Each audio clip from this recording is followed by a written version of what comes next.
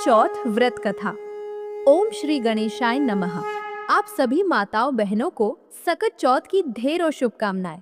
आज माघ मास के कृष्ण पक्ष की चतुर्थी तिथि है और आज ही के दिन सकट चौथ का व्रत रखा जाता है। कुछ स्थानों पर इसे तिल चौथ या माघी चौथ भी कहते हैं। ये चौथ साल की सबसे बड़ी चौथ मानी जाती है। इस दिन भगवान श्री गणेश जी की आराधना सौभाग्य प्रदान करने वाली होती है। आज के दिन भगवान गणेश और माता पार्वती की पूजा करने से तथा व्रत कथा को सुनने से संतान के ऊपर आने वाले सभी कष्ट शीघ्र अति शीघ्र दूर हो जाते हैं तथा संतान की दीर्घ आयु होती है। इस व्रत में जितना आवश्यक पूजा करना होता है उससे भी ज्यादा जरूरी होता है व्रत की कथा सुनना। तो आज मैं आपको सुना रही हूँ सकट चौथ की हर घर में सुनी और सुनाई जाने वाली संपूर्ण कथाएं, क्योंकि आज के दिन 4 कथाएं सुनने का विधान है। तो आइए भगवान श्री गणेश जी महाराज और चौथ माता जी के चरणों का ध्यान करते हुए तिल चौथ की कथा का रसपान करते हैं। कथा सुनने से पहले गणेश जी महाराज और चौथ माता की जय लिखकर उनके चरणों में अपनी हाजिरी अवश्य लगाएं। एक बार एक गांव में एक बूढ़ी माई रहती थी। वो बूढ़ी माई बहुत गरीब थी। उन बूढ़ी माई के परिवार में उनका एक बेटा था जो उनके बुढ़ापे का इकलौता सहारा था। उनके पास कुछ था तो नहीं, लेकिन गांव के जितने भी घरों में पशु थे उन लोगों के पशुओं को बूढ़ी माई का बेटा जंगल में चराने ले जाया करता था। शाम होने पर सभी गायों को गांव के लोगों के सुपुर्द कर दिया करता। पशु चराने के बाद गांव वाले जो कुछ भी दिया करते उसी से माँ बेटे का घर चलता था। इसी तरह से किसी प्रकार उनके दिन कट रहे थे। एक बार की बात है, बूढ़ी माई का बेटा गांव के पशुओं को जंगल में चराने के लिए ले जा रहा था। तो रास्ते में उसे गांव की कुछ महिलाएं मिली, जिनमें से एक बुजुर्ग सी दिखने वाली महिला ने उस बेटे से कहा, बेटा तुम तो सारा दिन जंगल में गाय चराते फिरते हो, घर में तुम्हारी माँ बैठकर पकवान बना बना कर खाती है। लड़के ने बोला, ऐसा तो हो ही नहीं सकता, मेरी माँ कभी ऐसा नहीं कर सकती। तब गांव की वो महिला बोली, अगर तुम्हें विश्वास नहीं है तो आज जरा घर थोड़ा जल्दी चले जाना, जाकर तुम खुद ही अपनी आंखों से देख लेना, और जब तुम अपनी आंखों से देखोगे तब तो तुम्हें विश्वास हो ही जाएगा। लड़के ने सोचा, ठीक है, देखने में आखिर मेरा क्या जाता है। अब लड़का हर दिन जिस समय पर अपने घर पहुंचा करता था, आज उस समय से थोड़ा पहले वो घर आ गया। उस दिन सकट चौथ का दिन था। बूढ़ी माई ने सकट चौथ का व्रत रखा था और वो तिलकुट बना रही थी। चूल्हे पर कढ़ाई चढ़ा रखी थी जिसमें वो तिल भून रही थी। जलते हुए चूल्हे पर चढ़ी हुई कढ़ाई देखकर और उसमें तिल भूने जाते देखकर लड़के को गांव की महिलाओं द्वारा सुनी गई बातों पर विश्वास होने लगा। उसने सोचा, तो आखिरकार गांव की जो चाची ताई थी वो ठीक ही कह रही थी। मैं तो जंगल में भूखा प्यासा दिन भर भटकता रहता हूँ, पशु चराता फिरता हूँ, और मेरी माँ घर में बैठकर पकवान बना बना कर खाती है। अब उसे गांव की महिलाओं द्वारा सीख लग गई। तो वो लड़का अपनी माँ से बोला, माँ मैं तो घर छोड़ कर जाऊंगा। बूढ़ी माई बोली, बेटा ऐसी भी क्या बात हो गई जो तुम ऐसी बात सोच रहे हो और कह रहे हो। बेटा बोला, मैं तो चला जाता हूँ जंगल में और देख रहा हूँ तुम मेरे पीछे पकवान बना बना कर खाती हो। मुझे खिलाना तो दूर, तुम मुझे बताती तक नहीं। माँ अब मैं इस घर में नहीं रहूंगा, मैं तो जंगल में जाऊंगा। बूढ़ी माई ने अपने इकलौते बेटे को बहुत समझाया कि बेटा आज तो सकट चौथ का व्रत है, इसलिए तिलकुट बना रही थी, लेकिन बेटा नहीं माना। बूढ़ी माई समझ गई कि जरूर इसे किसी ने सिखा पढ़ा दिया है और अब ये कहने से नहीं मानेगा। जब बेटा जाने लगा तो बूढ़ी माई ने बेटे से कहा, बेटा ये ले सकट चौथ व्रत के तिल है, इन्हें तुम अपने साथ लेकर जाओ, और हाँ जब भी कभी तुम पर कोई मुसीबत आए तिल पूर के बैठ जाना, और अगर मैं तुम्हारे नाम के व्रत करती हूँ तो तुम्हारी मुसीबत टल जाएगी। लड़के का मन तो नहीं था, फिर भी माँ का मन रखने के लिए अपने हाथ में वो तिल ले लिए और वो घर छोड़कर चल पड़ा। चलते चलते वो घने जंगल के पास पहुंच गया। जब जंगल के अंदर गया तो देखा सामने एक बहुत बड़ा खूंखार शेर खड़ा है। शेर ने रास्ता रोक लिया। लड़के ने सोचा, आज तो मेरा बचना बिल्कुल मुश्किल है, अब तो मुझे मरना ही है। अब वो मारे डर के कांपने लगा। जब कोई व्यक्ति किसी मुसीबत में होता है तो डर के मारे सबसे पहले उस व्यक्ति को अपनी माँ की ही याद आती है। उस लड़के को भी अपनी माँ की याद आ गई। जैसे ही माँ की याद आई तो उसे माँ की कही हुई बात भी याद आ गई कि बेटा, जब भी कोई मुसीबत पड़े तो तिल पूर कर बैठ जाना। अब बेटे ने झट से अपनी जेब से तिल निकाले और पूर कर वहीं बैठ गया और कहने लगा, हे सकट चौथ माता, अगर मेरी माँ मेरे नाम की व्रत करती है तो ये शेर गाय बन जाए और यहाँ से चला जाए, नहीं तो आज तो मेरा मरना तय है। जैसे ही उस लड़के ने ऐसा कहा, देखते ही देखते सकट माता की कृपा से वो शेर गाय बनकर पूंछ हिलाता हुआ वहां से चला गया। क्योंकि बूढ़ी माई तो केवल अपने बेटे के नाम की ही व्रत करती थी। अब वो लड़का उधर जंगल में राम राम कहता हुआ आगे बढ़ा। थोड़ा आगे बढ़ा तो देखा एक बहुत बड़ी नदी रास्ते में उफान करती आ रही थी। अब उसने सोचा, अगर मैं नदी पार करूंगा तो मैं तो इतने गहरे पानी में डूब के मर जाऊंगा। एक तो नदी का बहाव तेज है, ऊपर से तूफान भी आया हुआ है। अगर मैं ये नदी पार नहीं करता हूँ तो रात भी हो जाएगी। पीछे घना जंगल है और जंगल में रहने वाले जंगली जानवर तो मुझे निश्चित ही नहीं छोड़ेंगे, मुझे कच्चा खा जाएंगे। आगे कुआं, पीछे खाई, फिर याद माँ की आई।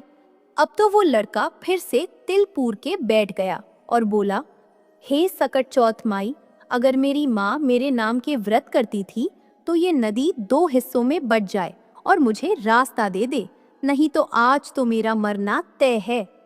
अब जैसे ही लड़के ने ऐसा कहा, नदी देखते ही देखते 2 हिस्सों में बट गई। अब उसे आगे जाने का रास्ता मिल गया, क्योंकि बूढ़ी माई तो अपने बेटे के नाम से ही व्रत करती थी। नदी पार करके वो दूसरी नगरी में पहुंच गया। वहां उसने देखा कि एक बूढ़िया पुए बना रही थी और आंखों से झर-झर आंसू बहाकर रो रही थी। उसने इस तरह से पकवान बनाती और रोती हुई बूढ़ी माई को देखा तो पूछा, अरे माई, पुए बना रही हो, इसका मतलब तुम्हारे घर में कोई खुशी का माहौल है और साथ साथ तुम रो भी रही हो, तो जरूर तुम्हारे मन में कोई दुख भी है। अब मुझे बताओ, ये खुशी और दुख एक साथ कैसे? तो वो बूढ़ी माई बोली, बेटा मैं क्या बताऊं, हमारी नगरी में हर छठे महीने अवा पकता है। उस अवे में एक इंसान की बलि दी जाती है और उस इंसान को अवे में मिट्टी के बर्तनों के साथ बिठाया जाता है। जिसे बर्तनों के साथ बिठाया जाता है वो जीवित नहीं बचता। हर घर से रोज एक घर का नंबर आता है। आज मेरे घर की बारी है और मेरा तो एक ही बेटा है। अगर मेरा बेटा अवे में बैठ जाएगा तो फिर मेरा क्या होगा? मेरा बेटा तो आज मर जाएगा। यही सोच सोच कर मैं दुखी हूँ और रो रही हूँ। और आज मेरे बेटे का आखिरी दिन है। मैं चाहती हूँ कि आखिरी बार मैं उसके लिए पुए बनाऊं, पकवान बनाऊं। इसीलिए आखिरी बार उसके लिए भोजन बना रही हूँ। मैंने सोचा कुछ अच्छा बनाकर खिला दूं और मेरे बेटे को पुए बहुत पसंद है, इसलिए मैं उसके लिए पुए बना रही हूँ। उस दुखिया की बात सुनकर बूढ़ी माई के बेटे को उस पर दया आ गई, तो वो कहने लगा, बूढ़ी माई, अगर तुम ये सारे पुए मुझे खिला दो तो मैं तुम्हारे बेटे की जगह चला जाऊंगा। तो वो बूढ़ी माई बोली, बेटा, तुम तो जितने चाहे मर्जी उतने पुए खा ले, चाहे तो सारे खा ले, लेकिन किसी के ऊपर आई मुसीबत पर भला दूसरा कौन जाता है? बुलावा मेरे बेटे का है, लेकिन उसकी मृत्यु को कौन अपने हाथ में लेगा? तू उसके बदले क्यों जाएगा? ऐसा भला कौन खुद ही मौत को गले लगाता है? लेकिन वो बूढ़ी माई का बेटा बोला, माँ, आप चिंता मत करो, मैं तुम्हारे बेटे की जगह चला जाऊंगा। इस तरह भर पेट पुए खाकर वो सो गया। उसे तो गहरी नींद आ गई। इधर राजा के आदेश पर सैनिक बूढ़ी माई के बेटे को लेने के लिए आ गए और उसका द्वार खटखटाने लगे। बूढ़ी माई ने जैसे ही आहट सुनी तो वो दूसरे कमरे में सो रहे उस अजनबी लड़के के कमरे में गई और बाहर से दरवाजा कभी कुंडी तो कभी खिड़की खटखटाने लगी। लेकिन वो लड़का तो गहरी नींद में सोया हुआ था। आखिरकार बहुत देर तक खटखटाने के बाद वो लड़का उठकर बैठ गया और बोला, माई, आ गए क्या लेने वाले? तो बूढ़ी माई बोली, हाँ बेटा, राजा के सैनिक आ गए। और फिर वो बेटा सैनिकों के साथ साथ चला गया, जाके आवे में बैठ गया। आवे में बैठते ही उसे अपनी माँ की याद आई। उसने अपने हाथ में फिर से तिल लिए और बोला, हे सकट चौथ माँ का, अगर मेरी माता मेरे नाम के व्रत करती है तो आज ये जलती आग मेरा कुछ भी ना बिगाड़ पाए। मैं इस आग में ना जलूं, नहीं तो आज तो मेरा जलना तय है। 3 दिन हो गए। वहीं पास ही में कुछ बच्चे गिल्ली डंडा खेल रहे थे। खेलते खेलते बच्चों की गिल्ली उस बड़े से मटके से जा टकराई जिसके अंदर वो लड़का और कुछ बर्तन रखे थे और आवा पका हुआ था। जैसे ही टनकने की आवाज आई उस मटके से, तो आसपास के सभी लोग हैरान रह गए कि पहले तो ये आवा 6 महीने में पकता था, आज 3 ही दिन में कैसे पक गया। ये बात जानते ही सारी नगरी इकट्ठा हो गई। राजा को पता चला तो राजा को भी बुलवा लिया गया। अब तो उस आवे के चारों ओर बड़ी भारी भीड़ इकट्ठा हो गई। अब राजा ने सैनिकों से कहा, मटका उतारो। जैसे ही सैनिक मटका उतारने लगे, अंदर से आवाज आई, भाई धीरे धीरे उतारो। ये आवाज सुनते ही सैनिक तो डर के मारे दूर भाग गए कि आज तक तो इसमें से कभी कोई आवाज नहीं आई, लगता है अंदर कोई भूत है। अब तो राजा भी तलवार निकालकर खड़े हो गए और बोले, सच सच बता, मटके के अंदर तू कौन है? तब मटके में से बूढ़ी माई का बेटा निकला और बोला, महाराज, मैं कोई भूत नहीं हूँ, ना ही मैं कोई पिशाच हूँ, बल्कि मैं तो एक बूढ़िया का बेटा हूँ और मेरी माई मेरे नाम के सकट चौथ के व्रत किया करती थी। मैं तो बस गांव की चाची ताई के सिखाए में आ गया और घर छोड़कर निकल आया। मेरी माँ ने चलते समय मुझे ये कुछ तिल दिए थे और कहा था कि बेटा, अगर कभी तुझ पर कोई मुसीबत पड़ेगी तो वो टल जाएगी। ये मेरी माँ के दिए हुए तिल है, इसे देखो। मैं तो ये तिल पूर के किसी भी मुसीबत में जाता हूँ और वहाँ पर तिल पूर कर बैठ जाता हूँ, तो मेरे ऊपर जो भी मुसीबत आती है वो टल जाती है। ये बात सुनकर रानी बोली, राजा जी, क्यों ना अपनी राजकुमारी का विवाह हम इससे कर दें, क्योंकि इसे तो आग भी नहीं जला सकी। राजा को रानी की बात सही लगी और फिर राजा रानी ने अपनी बेटी का विवाह उस लड़के के साथ कर दिया। अब बूढ़ी माई का वो बेटा राजा के राजमहल में घर जमाई बनकर रहने लगा। अब तो बड़े ठाठ से उसके दिन बीतने लगे। राजा की बेटी और वो बूढ़ी माई का बेटा दोनों एक दिन छत पर घूम रहे थे। छत पर घूमते घूमते बूढ़ी माई के बेटे को अपने गांव देश की याद आई और अपनी माँ की याद आई। तो बूढ़ी माई का बेटा अपनी पत्नी से बोला, देखो, आज तो हमारे गांव की तरफ बादल छाए हैं, लगता है बहुत जोर से बारिश होगी। राजा की बेटी ये बात सुनकर हैरान रह गई, फिर पूछने लगी, क्या आपका भी कोई गांव है? तो बूढ़ी माई का बेटा बोला, हाँ, हमारा भी गांव है, हमारा भी घर है और मेरी माँ भी है, सब कुछ मेरी माँ ही तो है। राजा की बेटी बोली, तो फिर हम यहाँ क्या कर रहे हैं? हम भी अपने घर चलेंगे बूढ़ी माई के पास। बूढ़ी माई का बेटा बोला, तुम अपने पिताजी से पूछ लो, अगर वो कहेंगे तो ही तुम्हें हम अपने घर लिवा कर ले जाएंगे। अब तो राजा की बेटी महल में जाकर अपने पिताजी से बोली, पिताजी, आपके जमाई जी अब अपने घर जाना चाहते हैं। राजा ने कहा, ये तो बहुत अच्छी बात है, दूर जमाई लाख जमाई, घर जमाई खाक जमाई। ठीक है, तुम दोनों अपने घर को जाओ, कमाओ खाओ, अच्छे से अपनी घर गृहस्थी बसाओ। हम तो भाई इसी में राजी हैं, इसी में खुश है। अब तो राजा ने विदाई से पहले खूब ढेर सारे हीरे, मोती, जवाहरात, हाथी, धन, घोड़े आदि देकर अपनी बेटी को विदा कर दिया। अब वे दोनों खुशी खुशी चल पड़े। इधर जब बूढ़ी माई का बेटा गांव के पास आ गया तो उसने एक सैनिक को अपने घर में भेजा कि जाओ और जाकर मेरी माँ को बता दो कि उनके बेटा बहू आ रहे हैं। अब सैनिक गया तो देखा कि बूढ़ी माई तो रो रो कर अंधी हो गई है। सैनिकों ने जाकर कहा, बूढ़ी माई, आपके बेटा और बहू आए हैं। बूढ़ी माई सैनिकों से बोली, बेटा, सारा गांव तो मेरी हंसी उड़ाता है, अब तुम भी हंसी उड़ाने लग गए। मेरा बेटा तो घर छोड़कर चला गया, क्योंकि उसे तो सीख लग गई थी। अब तक तो उसे कोई जानवर खा गया होगा। वो जिंदा भी है कि नहीं भगवान जाने, मुझे तो उसकी कोई खबर नहीं है। तो सैनिक कहने लगे, नहीं माई, आपका बेटा सचमुच आया है और अपनी पत्नी को भी लेकर आया है। अब तो सारा गांव इकट्ठा हो गया कि बूढ़ी माई का बेटा आ गया। लेकिन बूढ़ी माई को तो अब तक विश्वास नहीं हो रहा था। तब वो हाथ जोड़कर सकट माता का ध्यान करके बोली, हे सकट चौथ माता, अगर मेरा बेटा सचमुच आया है तो दूध की धार सीधी इसके मूंछों पर पड़ेगी। अब उसे चमड़े की अंगिया पहनाई गई। जैसे ही बूढ़ी माई का बेटा उसके सामने आया तो अंगिया फटकर दूध की धार छाती से बहकर बेटे की दाढ़ी मूंछ पर आ गई। अब तो पूरे गांव में हंगामा मच गया कि बूढ़ी माई का बेटा आ गया, बूढ़ी माई का बेटा आ गया। और सकट चौथ माता की कृपा से बूढ़ी माई की आंखें भी ठीक हो गई।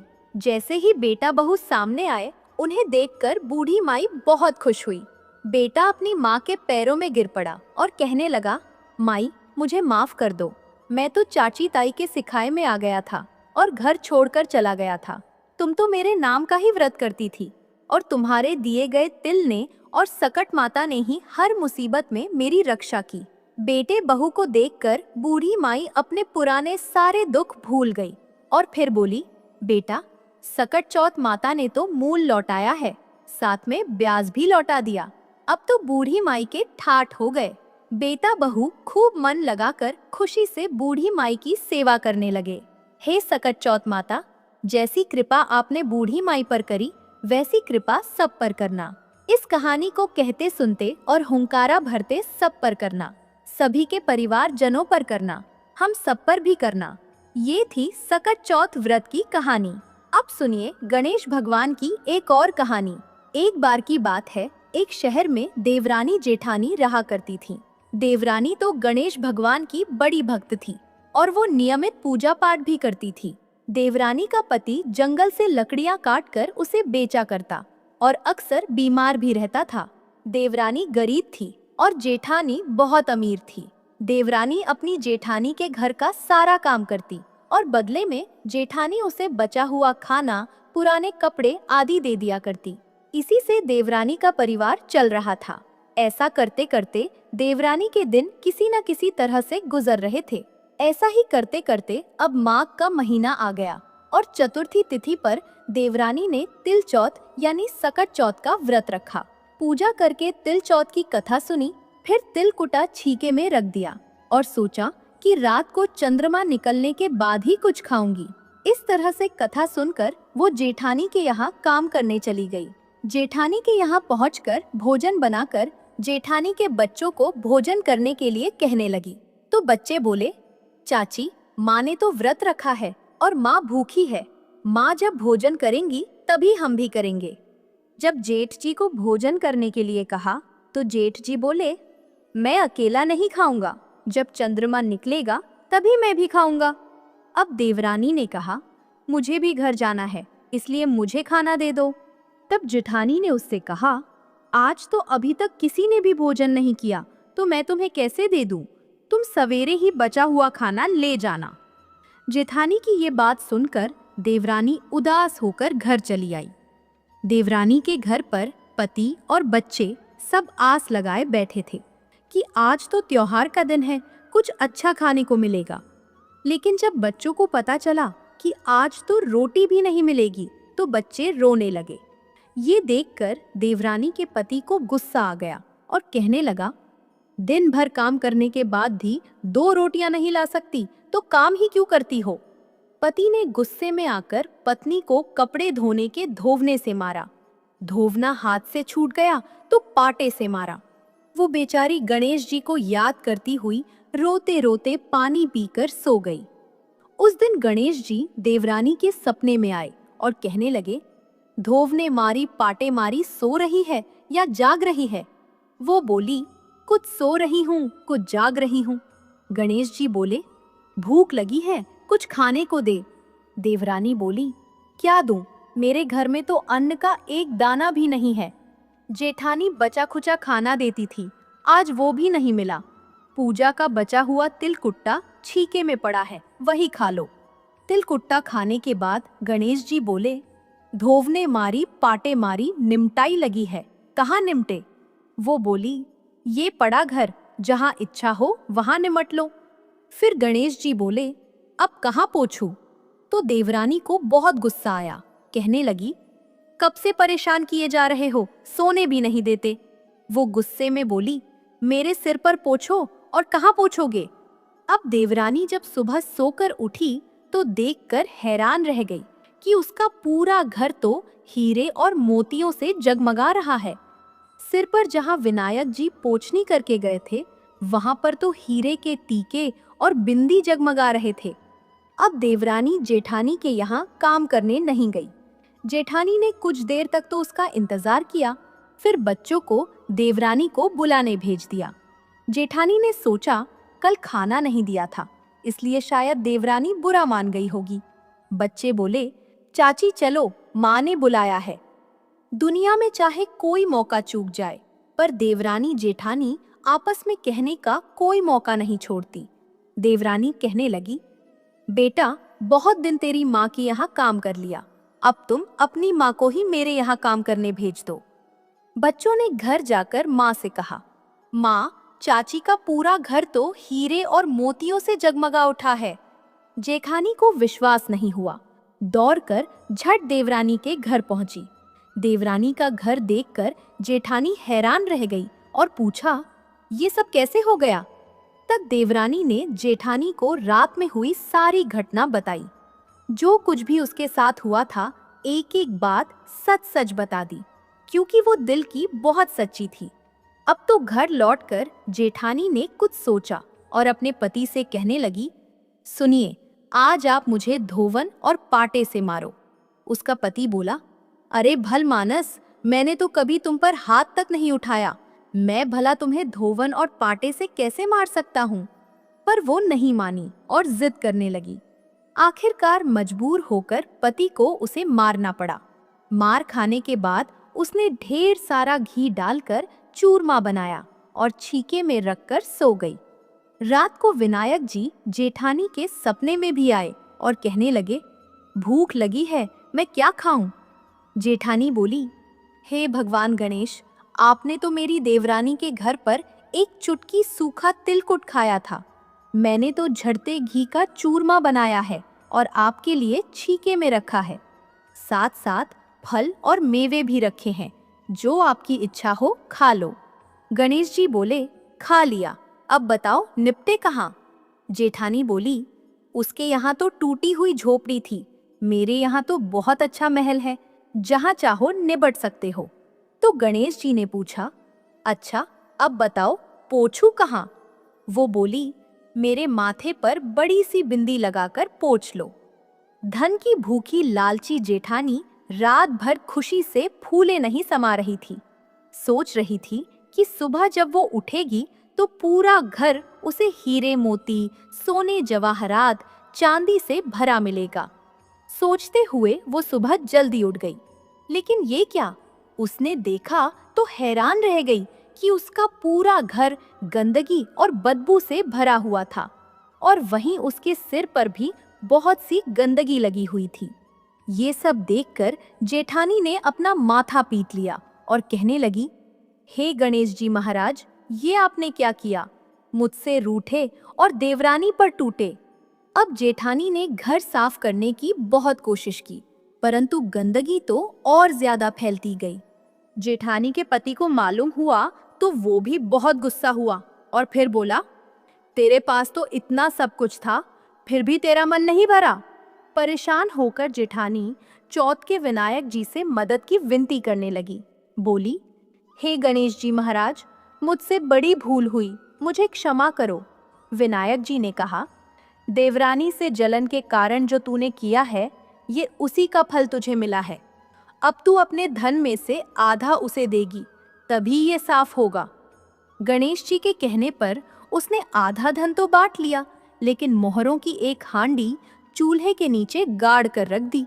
उसने सोचा किसी को पता नहीं चलेगा और उसने उस धन को नहीं बांटा। गणेश भगवान तो सब कुछ जानते हैं।